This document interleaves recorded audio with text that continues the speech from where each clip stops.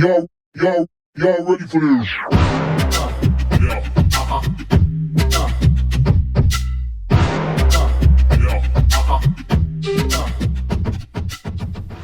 What's up, Bodybuilding.com listeners? My name is Danielle Bitts, and today I'm joined by Kristen Lettenberger.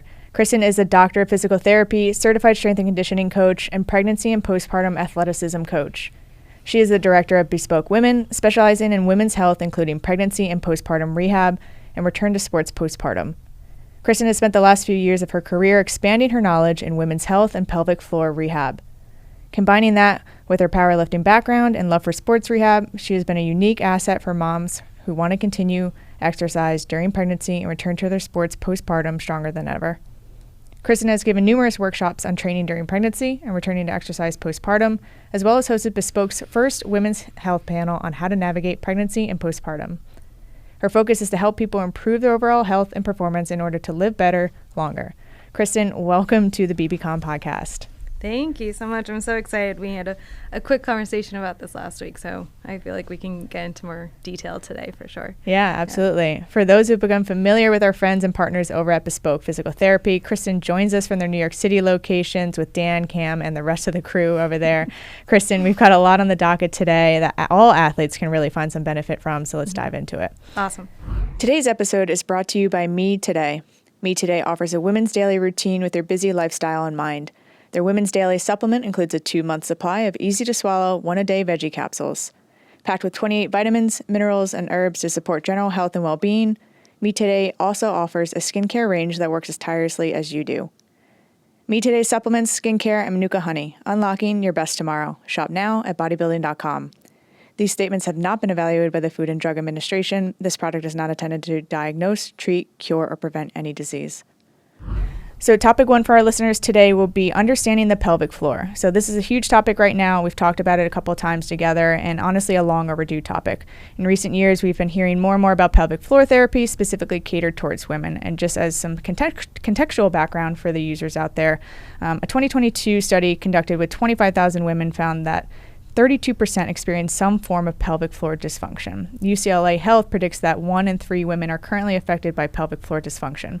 There's certainly no doubt that in previous decades, we simply didn't have the science and studies surrounding women's reproductive health. Let's talk a little bit why this has become such a relevant topic, why pelvic floor therapy is exploding in the market right now, why people are seeking this more and more on a daily basis, and really what really caused the general awareness that we're seeing here today. Yeah, I think this is a great place to start because pelvic floor in general has always been like a very small subset of physical therapy as well. So you get, if you, like at NYU, they give you a general kind of background of it, but you weren't really taught much. You always had to do some continuing education course.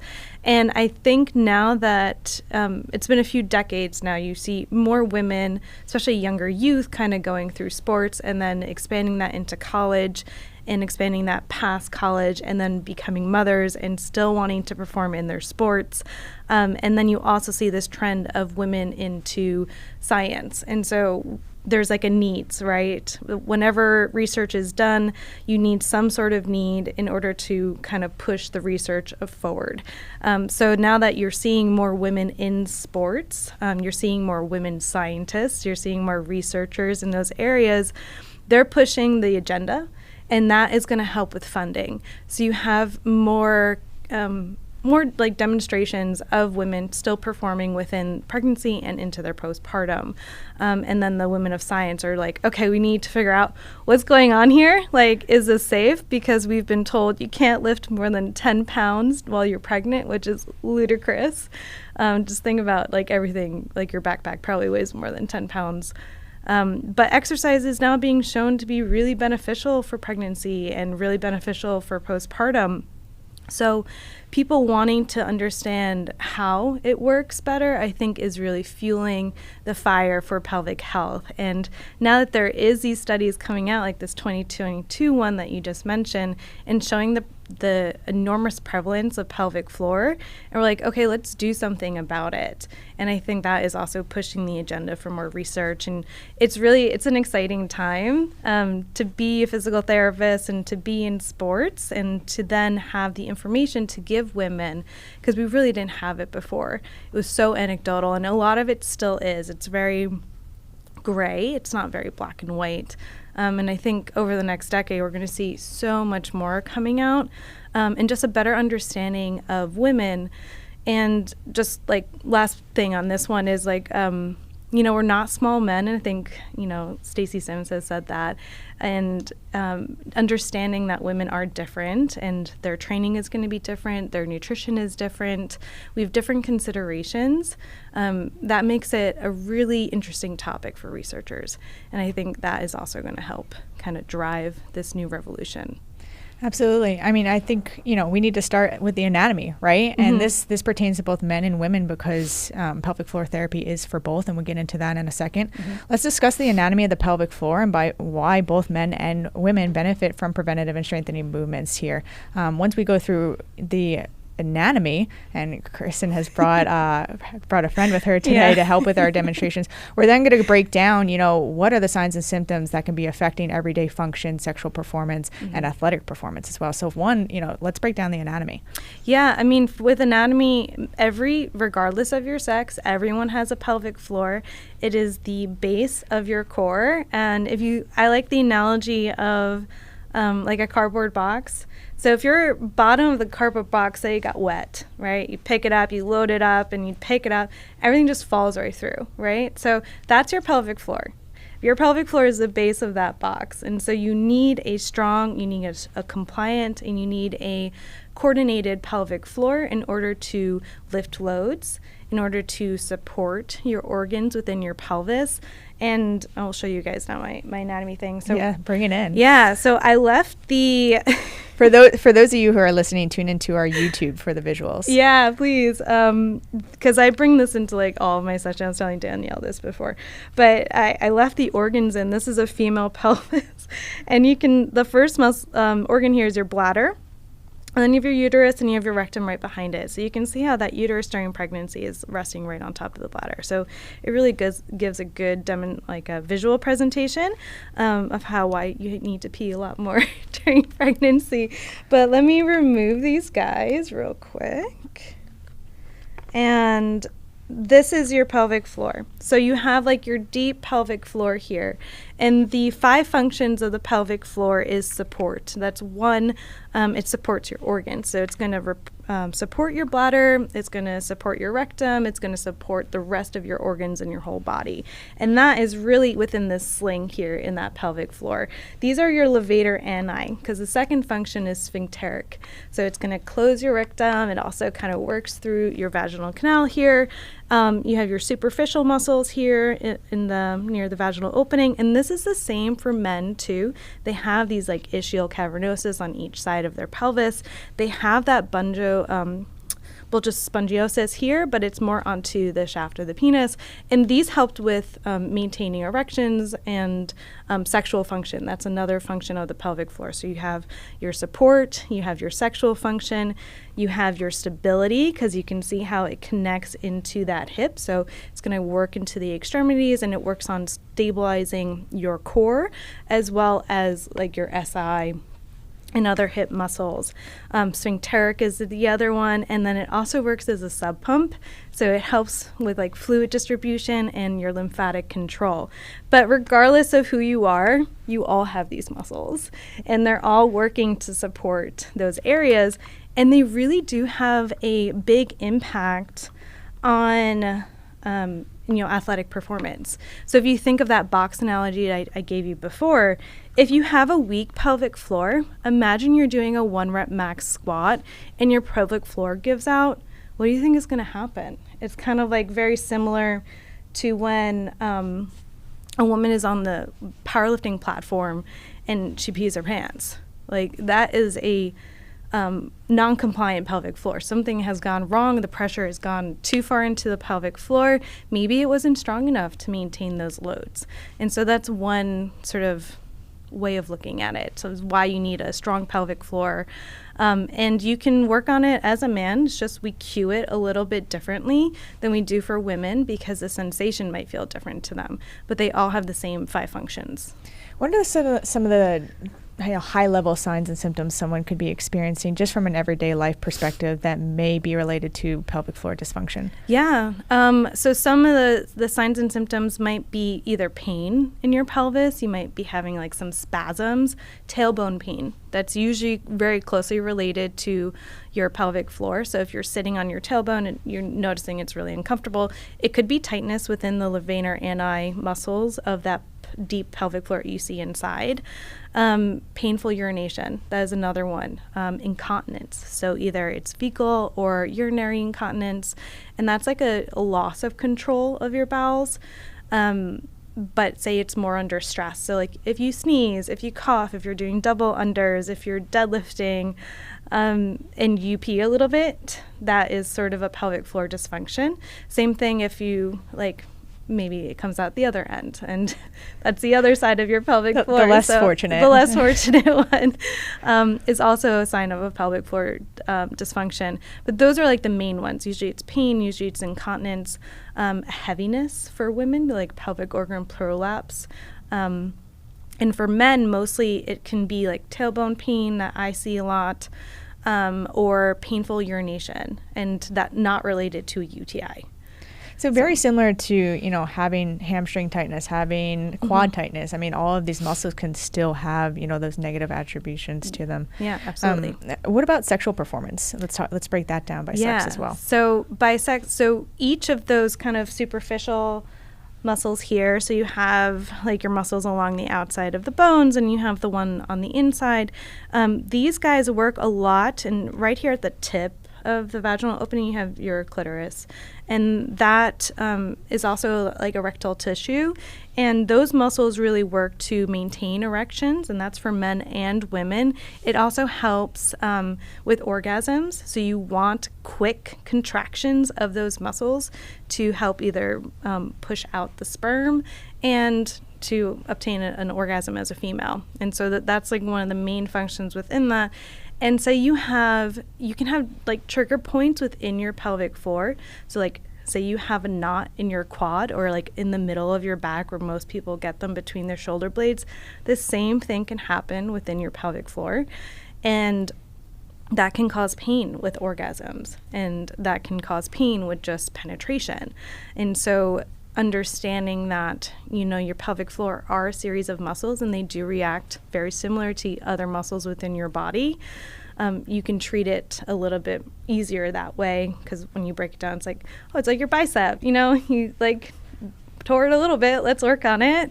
Let's massage it. Let's strengthen it. And let's like work on relaxing it and also contracting it. Yeah, and restoring that blood flow to the area for proper function. Right? Exactly, yeah. And athletic performance, you touched on this slightly before in terms of a 1 rep max. Mm-hmm. But what if somebody, doesn't necessarily have the signs and symptoms, isn't really experiencing pain, but how can this help with athletic performance by training the pelvic floor on a daily and weekly basis? Yeah, I mean, even if you're not experiencing these symptoms, it's like an endurance muscle, like your gastroc or your soleus. So when you're running, you're not really having any calf pain when you're running, but then one day you do.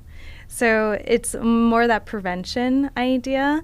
Also, when you cue your pelvic floor, it engages your core and your diaphragm together. So they all work together in order to produce that pressure. I know we're going to get into this in a little bit too, but by training your pelvic floor specifically, you can actually feel that bottom of your core, and you can almost produce more force and more power than through the rest of your torso. Because the stiffer you keep your spine, the more pressure that you can distribute 360 degrees around, the more that you can kind of push through. And that's one of the ways that athletic performance can improve by training your pelvic floor. Makes total sense. Mm-hmm. Let's move into resolutions here. Let's skim the surface regarding what these movements look like both at home, what can be done with a specialist such as yourself or a therapist in person. Mm-hmm. I feel like a lot of people just say, just look up a Kegels video on YouTube, right? Well, let's really break down what we should be doing, maybe where we should start.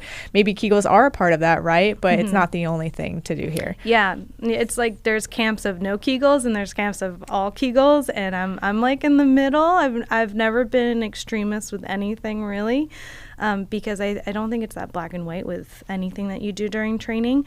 But some of those exercises include, like, my top 3 to teach my clients is how to use their diaphragm properly, how that works with their pelvic floor, and that could be pelvic floor relaxation with breath and contraction. So Kegels is a contraction of your pelvic floor, and you can also kind of play with where the contraction is. So you can try and feel like a anterior contraction more closer to the front of your pelvis, or a posterior contraction where you're pulling your sit bones together, and that's more of like your levator ani, and it's working on your posterior aspect of your pelvic floor. And then I work on deep core exercises, so transverse abdominis, and then I get into bracing after that. So it's all like table work, maybe for the first 10 minutes.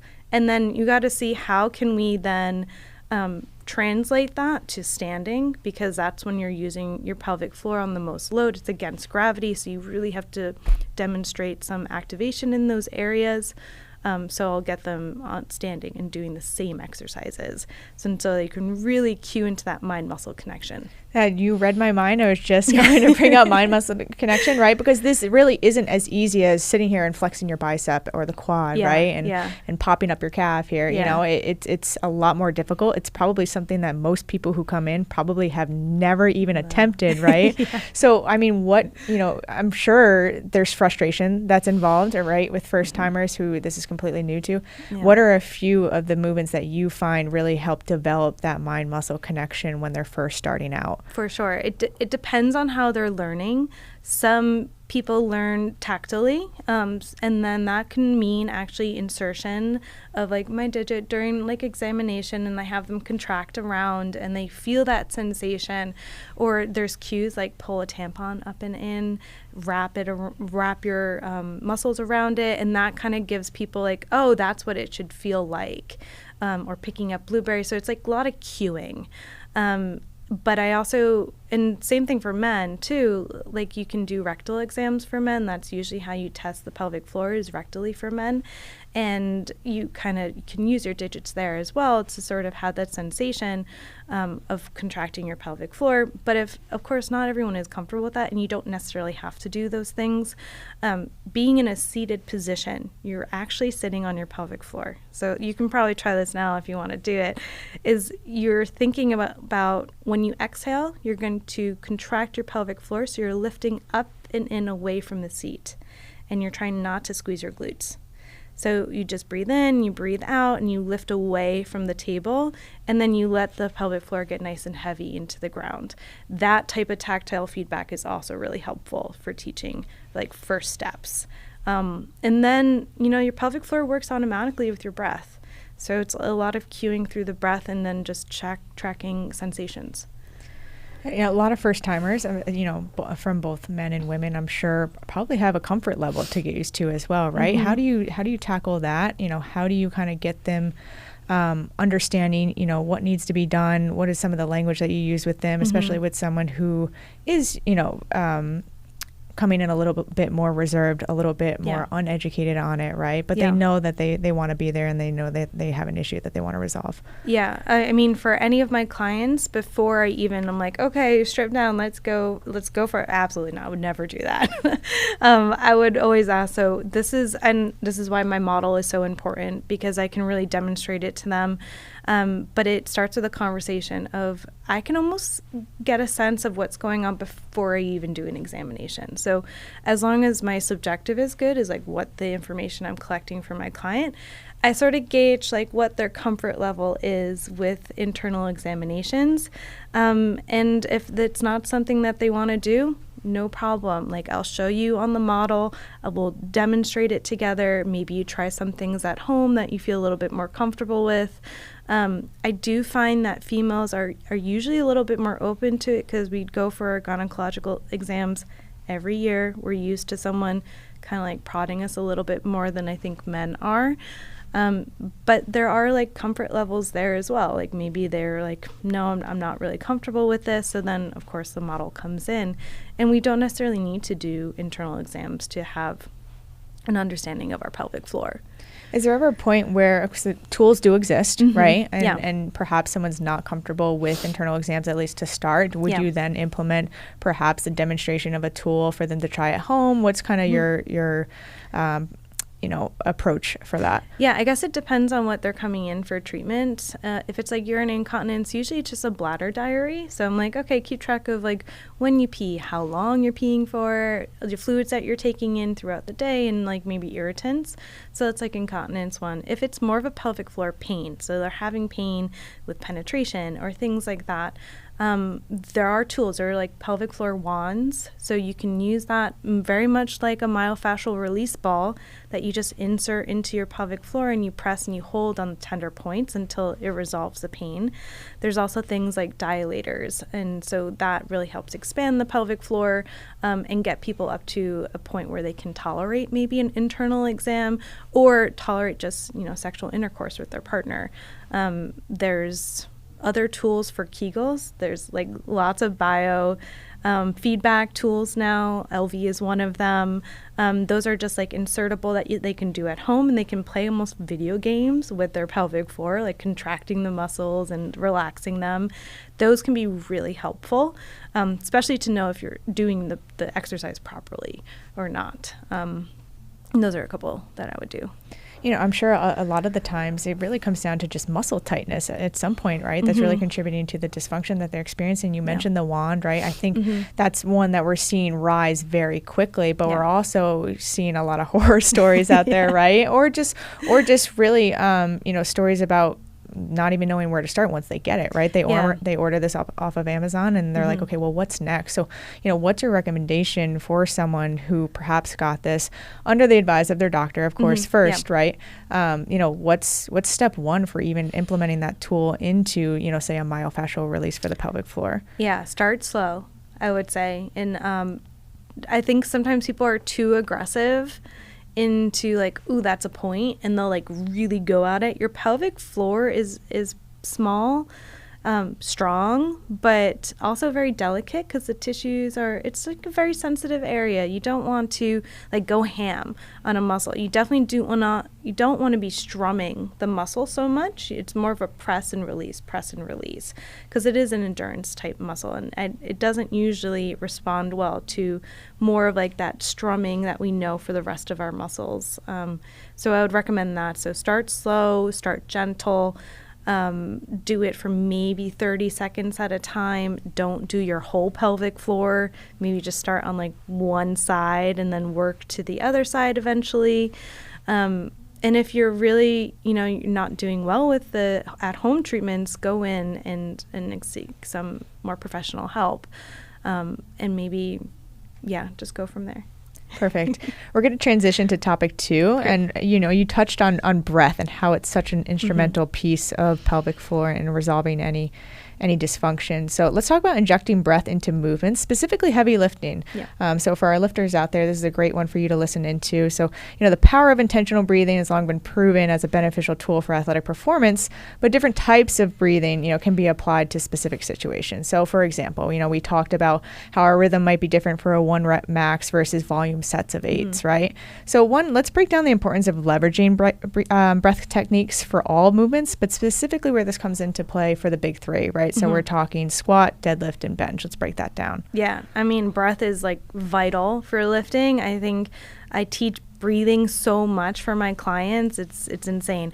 But I like to break down by 3 breaths. So you have your Valsalva maneuver, you have your dynamic breath. Actually, it's 4 breaths. So Valsalva, dynamic, foundational, and diaphragmatic. So diaphragmatic is more of that relaxation breath. Your Valsalva will be more for your 1 rep max and that getting into your brace. Your dynamic is when you're breathing in, going down, and breathing out as you come up. And foundational is when you're breathing out throughout the entire thing. Each of those have different goals for the performance. When it comes to squatting, deadlifting, and benching, I typically stay within the foundational, Valsalva, and dynamic breaths. The dynamic is the easiest one for people to understand. That is when you take a breath at the top. Maybe you're taking a breath as you're going, say you're going down into the squat, and then you're exhaling as you come up. And what's happening here is you're getting that core contraction through the concentric movement of the exercise. So as you're pushing up into that squat, you're going to be getting more activation in your pelvic floor, your core, and your diaphragm. This really plays into how do you properly brace. So are you breathing 360 degrees around? And this isn't just for Valsalva. You should be treating your warm-ups the same way that you treat your 1 rep max. So you should be taking that nice deep breath in. You should be expanding 360 degrees around, so you're not putting too much pressure into your abdominal wall or into your pelvic floor. You're distributing it like a can. So when you step on a closed can, you can stand on it. It's nice and solid. If you break that seal, you stand on it, you crush the can. So we're trying to keep that can nice and closed, nice and compact, and you can see how that pelvic floor really plays into that for sure. And that is going to be your bracing. And that is huge. So it helps you improve your athletic performance. It improves your ability to push through an exercise. Say like you're doing a squat or a deadlift. If you don't have a tight torso and you don't have that tight brace, your force production is going to be a lot lower. Love those analogies. Mm-hmm.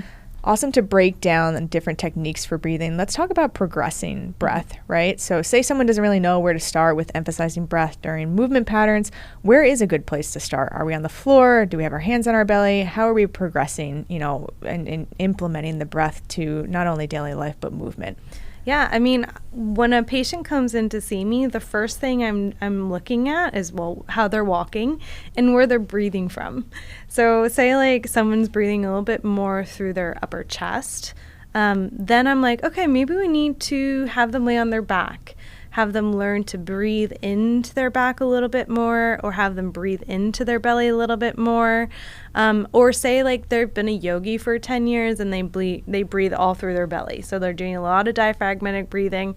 Maybe I need to teach them in a seated position with their hands on their waist how to breathe laterally. So really expand through that rib cage, and then maybe supine, like on their back, and how to breathe into their back. So they're breathing into the floor. Those are great places to start. I also like a quadruped position. So like on all fours, say you're going to do a bear, and you're breathing completely out into the belly, into the side, into your back. And then you contract and you like pull the belly up and you kind of create a nice abdominal control. That's a really great way of doing it, because then you can lift the knees and you can get more core control through there and more core activation with that. So it depends on where they're breathing from naturally. So if their tendency is like their chest, maybe they'll have them laying down, try to breathe through their back. Tactile cues for it are super important. So like put your hands on your side, put your hands on your back, put your hands on your chest, and try to breathe into those areas that you feel like you're not as good at breathing into. And that's a great way to start. And then I usually have people start by taking nice deep breaths and then trying to brace. So it's like you breathe in, you get as much air into your system, and then you contract your core. You like tighten it without breathing out first. And then you breathe out and you tighten that core activation. So you breathe out nice and slowly through your mouth, more with like a blowing through a straw. And so that is going to get more core activation going in. It's going to create a stronger brace. So instead of, I love to teach people this, it's like take a nice deep breath in and just say, and it's like, okay, your body just totally relaxed, right? There's like nothing going on there. Then take a nice deep breath in and then breathe out through a straw. And you should feel your core really contract there. And that is what you want. You don't want that like relaxation breath before you lift. You want a nice strong core. Keep it tight. Keep it tight. Yeah. So breathing through a straw. So I teach people how to breathe in, expand 360 degrees, like filling that can again, and then exhale through the straw. And then you can do, if you want to work on the brace a little bit more, I'll have them take sips. So you breathe out, you contract that core, you take another breath in, you try to fill the torso more and more, and then short exhale. So you're getting short activations of the core.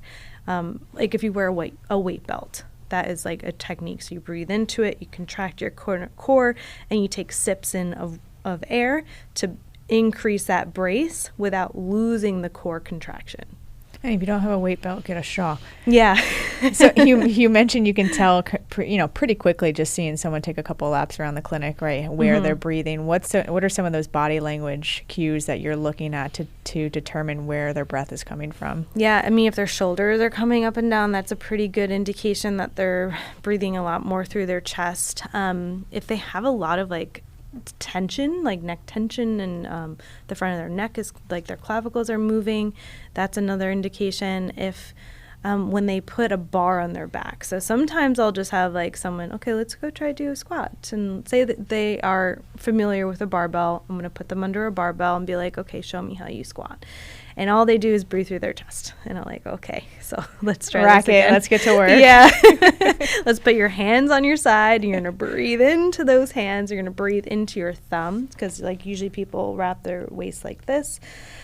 So you can think about breathing out, and your elbows should go away from you, and then you contract your core. And so we'll work with those types of cues first. If they're like really having a hard time with breathing, I sometimes just teach them movement first, and their bodies sort of like fall into place.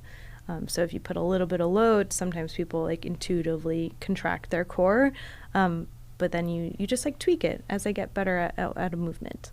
How does this emphasis on 360 breathing prevent spinal injuries and back injuries, especially during heavy lifts? Yeah, I mean, it's crucial. If you don't have a tight brace, if you don't have that 360 degree activation, your spinal column is not going to be as stable. And so understanding that you breathe into your back a little bit more, that's going to sometimes usually put you more into a posterior pelvic tilt, which then can put you into really what you're looking for is a neutral spine.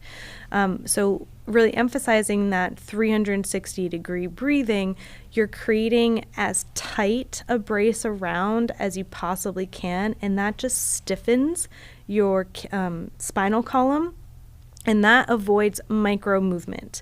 So where injuries tend to happen is when there's a breakdown in your bracing technique, and say you're coming out of the squat and you do like a butt wink. So you dipped down in, it could be a mobility problem too, and that's like another topic.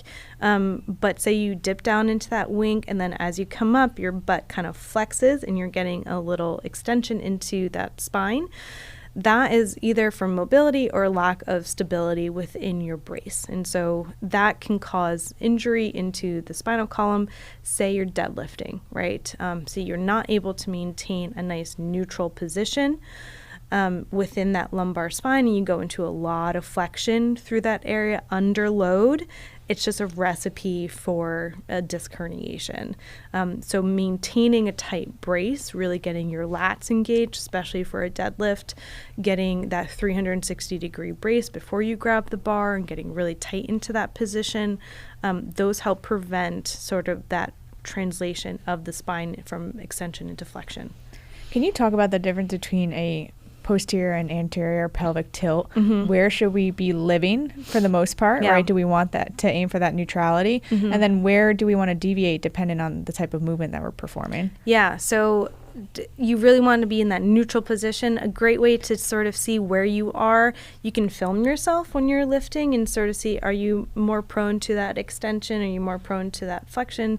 So anterior pelvic tilt, I can actually show it again on this. Bring it on out. Yeah, so we have this guy here. I'll show it from like a side view. But the anterior pelvic tilt is when literally it tilts forward. So you get a lordosis through here. You get like curved back. A posterior pelvic tilt is kind of like when you go backwards. And so that's going to flatten the back. Say you're doing a dead bug and you flatten your back against the floor. That's a posterior pelvic tilt. So that's going to usually create a little bit more core contraction because it activates the core a little bit more by going into that posterior pelvic tilt, and it pulls your rib cage down towards your pelvis. And then you can get more activation with that. Where you want to live with lifting is in the middle. And some people train, and it really does, some people will train more in extension, some people will train more in flexion. As long as they've been training that way for a very long time, usually their spines become like strong within those positions. So you don't want to change a lifter's position when they've been lifting for like a decade or more too much, unless they're having pain. But if they're a new novice lifter, why don't you try and teach as much of that neutral spine as possible. What about when we're just walking around? Where do we want our pelvis situated, right? So if we're a little forward, do we want to increase our glute strength and pull ourselves back? If we're sitting back, do we want to increase the core strength? How are we going about that? Yeah, I think a lot of pain is usually when you're in one position for way too long. So it's all about movement. You can't have perfect posture throughout the whole day. It's just impossible.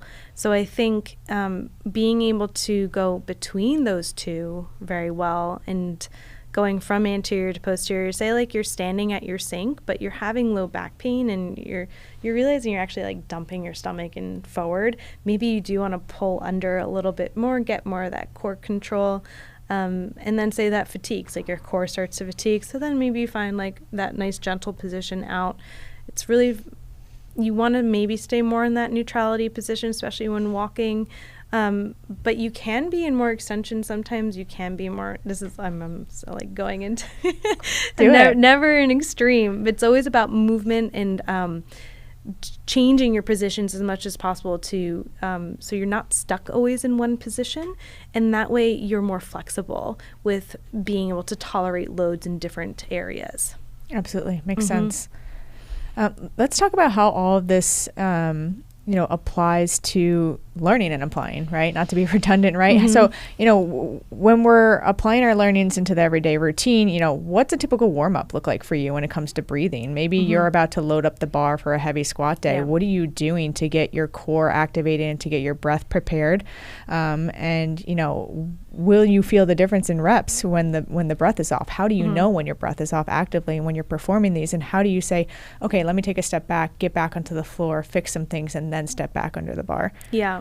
I mean, when you've been lifting for such a long time, you sort of know when you have a good lift and when you have a bad lift. And it's like, oh shit, that was not that was not a good lift. Let me reset that one completely. But like, so I basically have the same warm up. I do specific warm ups for like my squat, my deadlift, and for my bench, just based on the muscles that I want to prime a little bit more. So I adapt that for each of my lifts. But say, I think squat is a nice one because the bar is loaded on top of you. But I always start with cat-cows. And that's one way I can get my breath really involved, is taking a nice deep breath in, rounding, and then exhaling and coming through. And I'm just getting some movement through my spine so it's not too rigid in one position or the other.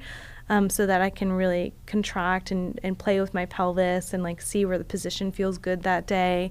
I'll do like world's greatest stretch and use my breath in there and like really expand through my rib cage and get that nice rotation, because so much of powerlifting is in that like lateral kind of position where you're just going up and down all the time. You're not really going into rotation. So I try to add a little bit of rotation through my warm-ups, and that just helps expand my diaphragm and expands into that lateral aspect of my breath. So world's greatest stretch for those things. And then I'll do like a bear like hold. So I'll come in, I'll practice my deep 360 breathing. I'll contract my core, I'll lift my knees. It's like lighting some fire in your belly, just getting some activation there. And then bird dogs. So I love doing bird dogs. Gets that nice extension into your back, but you want to keep a nice neutral spine when you're actually doing it, so you're not kicking up too high.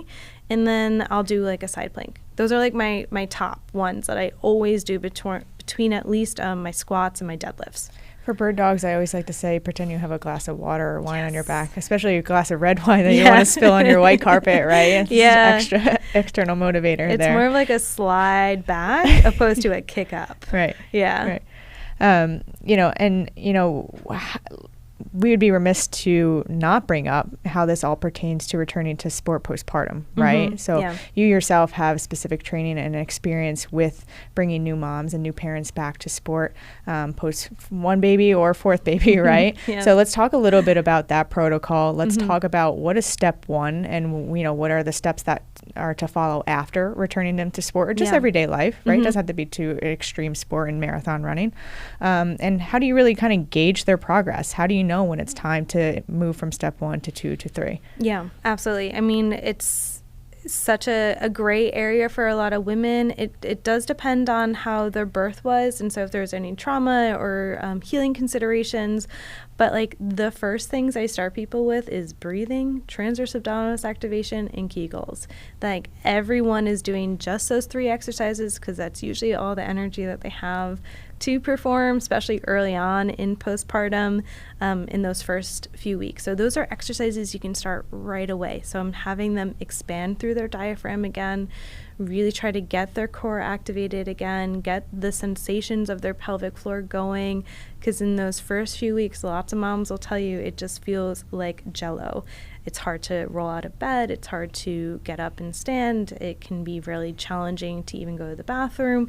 And so by getting those 3 components working more efficiently, that can really improve their outcomes.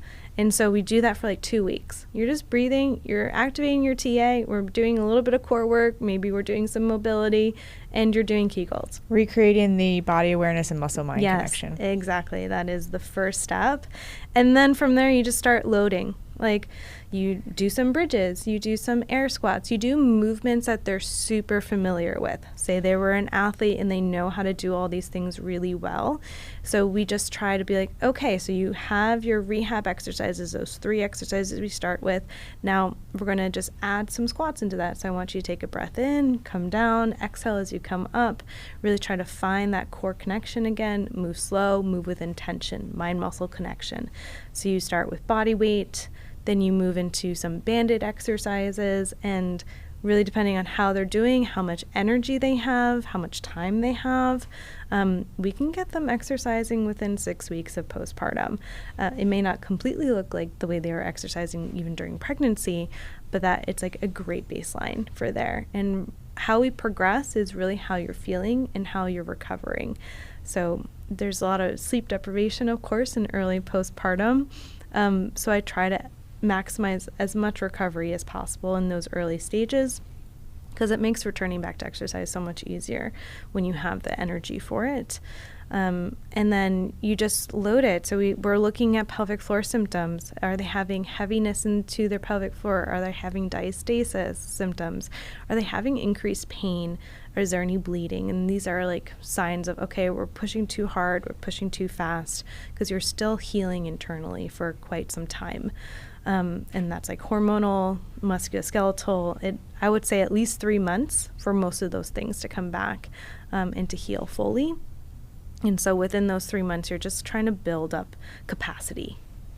Obviously, extremely different protocols for vaginal birth versus cesarean, right? So how are you dictating where you start based off of their birth plan and how it occurred? Yeah. If it was a cesarean birth, sometimes we're restricted by the healing time of the incision.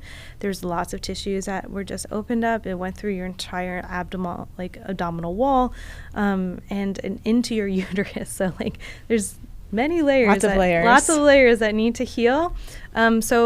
But I still start with those 3 exercises. You're still doing diaphragmatic breathing. It might be even more important for you to start doing that because you don't want that scar to get bound down. You don't want any scar tissue in that area. So as soon as we can, as soon as it's healed, we start scar massage. And that also might be the case if there's any perineal tearing as well. So you can do some internal massage on that as well, and that can help a lot too. But the time frame just gets shifted a little bit longer. So cesarean births, they tend, it's usually instead of 6 weeks is your go ahead from the doctor, it could be 8 to 10 weeks. So you're just pushed maybe like 2 weeks more. But some women do really great, and they can kind of bounce back a little bit faster. Let's head into one of our final topics that we have today, progressing performance in powerlifting. So you yourself, Kristen, you're an experienced powerlifter and you're a strength and conditioning coach yourself. Talk through your background of where you started as a beginner lifter. I feel like that's always fun to touch on, right? And hear about your origin story on the platform, right?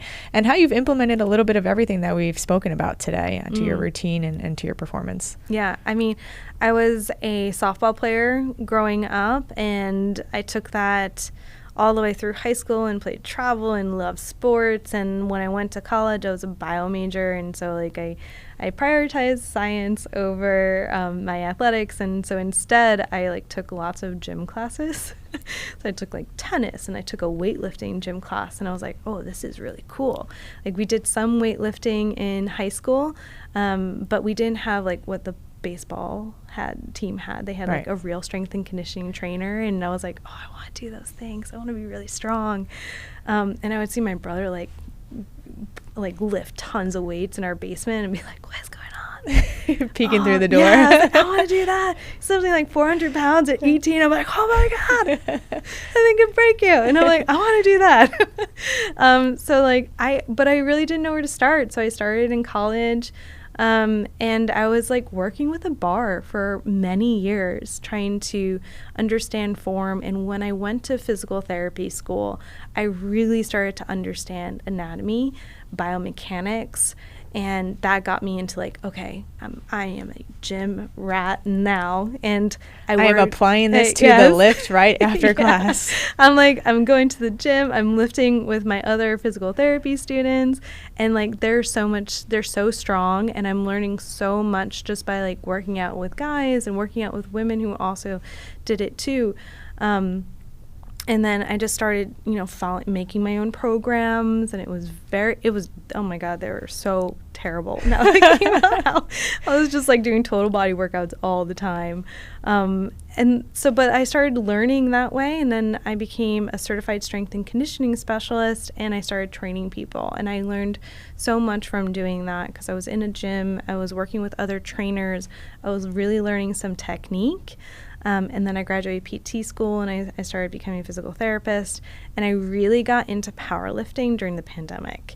So I hired my own coach. I was like, I can no longer just write this haphazard programming anymore. I need someone to keep me accountable. Even coaches need coaches. I think that is 100% true, because you learn so much more by someone else also teaching you. Yep. And so it has made me a better coach having coaches.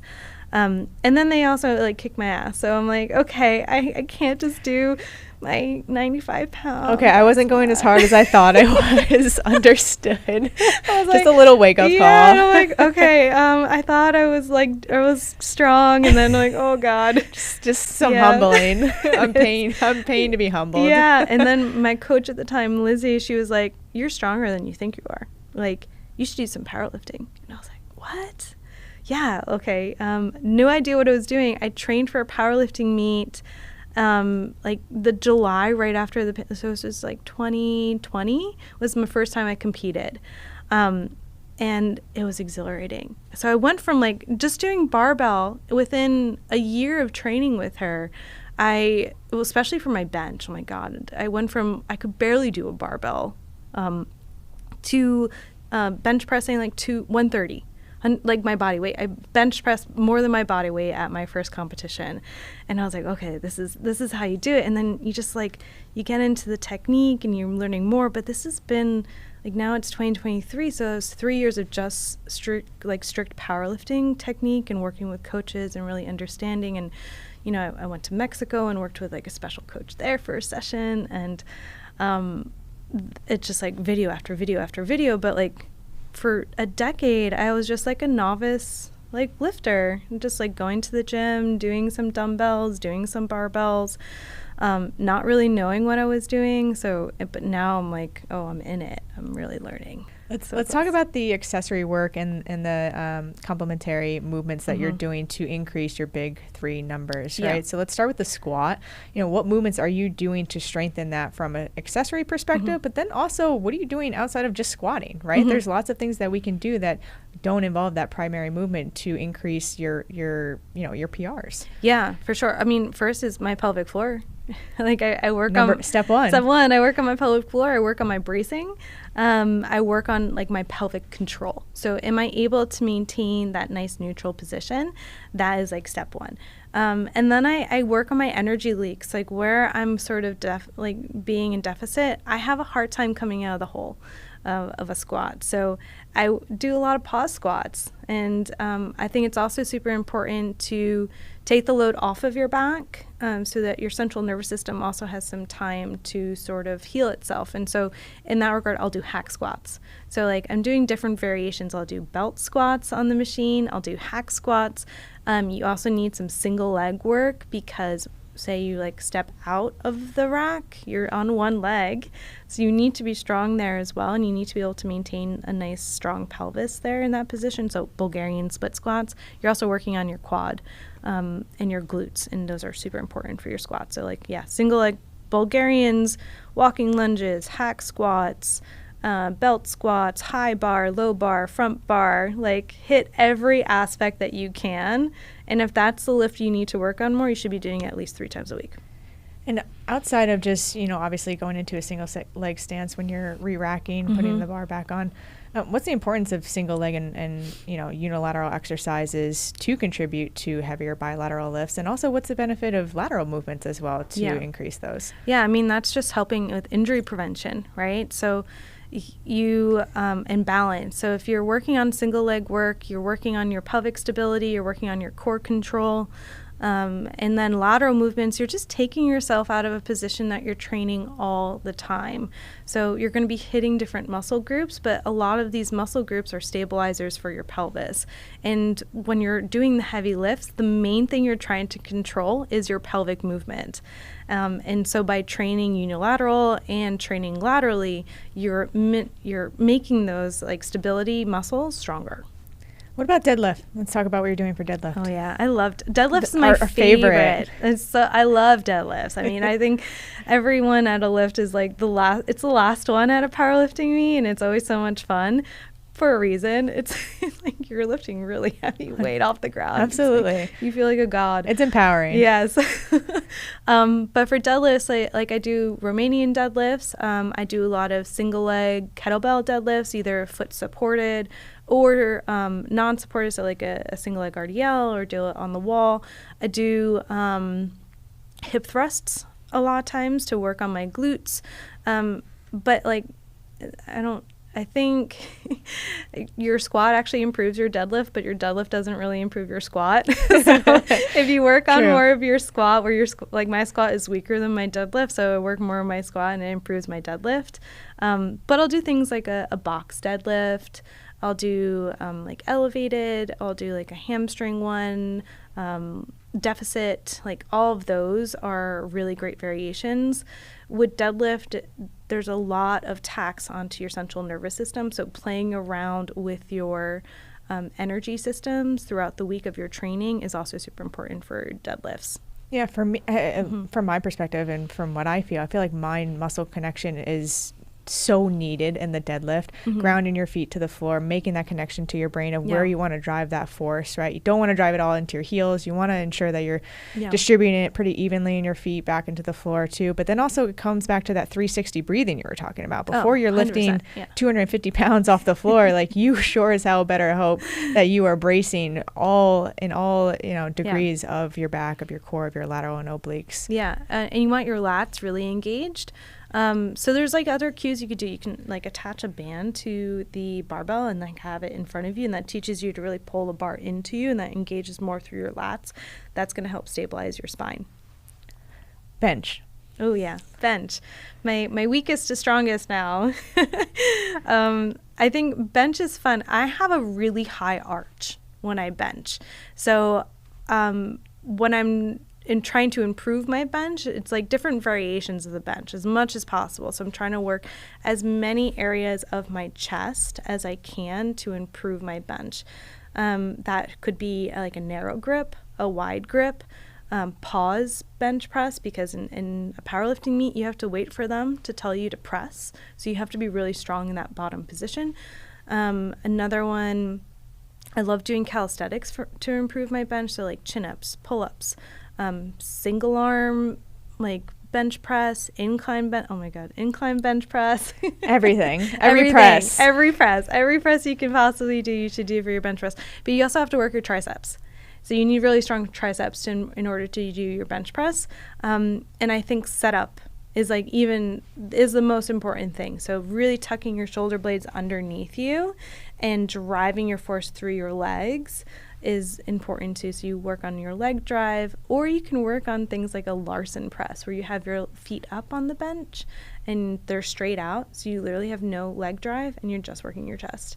And that's a really fun variation. I love doing that one. What are a couple of activation exercises you're doing prior to bench, especially to get your shoulders primed, right? Get the chest primed, etc. What are you doing before you bench? Well, I still do my cat-cows. I still do my world's greatest stretch because I like to get some mobility through my thoracic spine. I'll do band pull parts. I'll do mini band external rotation. I sometimes do like a single arm rows with the band. I'll do Turkish get-ups too, and that will help with my shoulder stability. Those are some of my favorite ones that I do for activation. And then if I'm feeling particularly tight, I'll do like an arm bar with a kettlebell. Great. What's one piece of advice out there that you have for powerlifters who constantly find themselves plagued with injuries? What's one big takeaway that you have for them? Step back from the platform. Don't let your ego drive your lifts. Yeah. Maybe the injuries are telling you something. Maybe there's an energy leak somewhere. Maybe you need to address some more deficits. And taking a pause from it and taking like a 1 or 2 steps back and actually make you come onto that platform stronger the next time. And spend some time working on your pelvic floor and your breathing. Yeah, breathing and pelvic floor and bracing properly. Absolutely. Kristen, lots of great takeaways today. It's always a pleasure to have a chat with you. Tell our listeners where they can find you, follow you, and learn more about everything that you have to offer. Yeah, great. Yeah, so I'm at Bespoke Treatments in New York City. I'm in Midtown. You can find me at Kristen Lettenberger, DPT. Hopefully you can it's a long name, on Instagram. We'll link it in the bio. Yeah, link that one in the bio. But those are I do a lot of stuff on Instagram, so you can find me there. I have another cohort for postpartum mamas. It's a 6 weeks return to exercise cohort that I give, and that will be happening, I think, sometime early next year. Again, I just finished one. So if you're a new mom and looking for a place to start and how to get back into exercise, that's a place too. So you can see that on our website at Bespoke Treatments. Great. Thanks for stopping by, Kristen. Yeah, thank you so much. Thanks for tuning in to another episode here at Bodybuilding.com. Stay tuned for more stories along the way. Yeah.